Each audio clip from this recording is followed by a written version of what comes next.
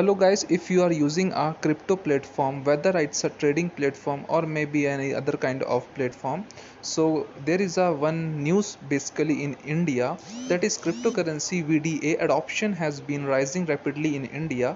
Without popularity, we are moving towards proper rules regulations, which is very important for the industrial growth. So, the Honorable Finance Minister Mrs.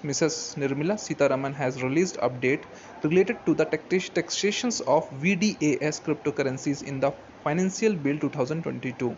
The Financial Bill 2022 has proposed a completely new TDS section 194S in the income tax. This new section will be made effective from 1st July 2022, which will levy 1% TDS on the transaction value and withholding it to further pay to the government. So this is a short video which I have made for you. This is introducing here that from the 1st July onwards, the crypto taxation is going to be launched in all over the platform in the India which are using by the cryptocurrencies. So you have to kept in the mind that you have to pay the tax of the crypto in the 194S in income tax act, and you have to just give the taxes if you are further using the cryptos. So thanks for watching us. Bye bye, take care. Subscribe this channel for the more updates related about this content. Thank you.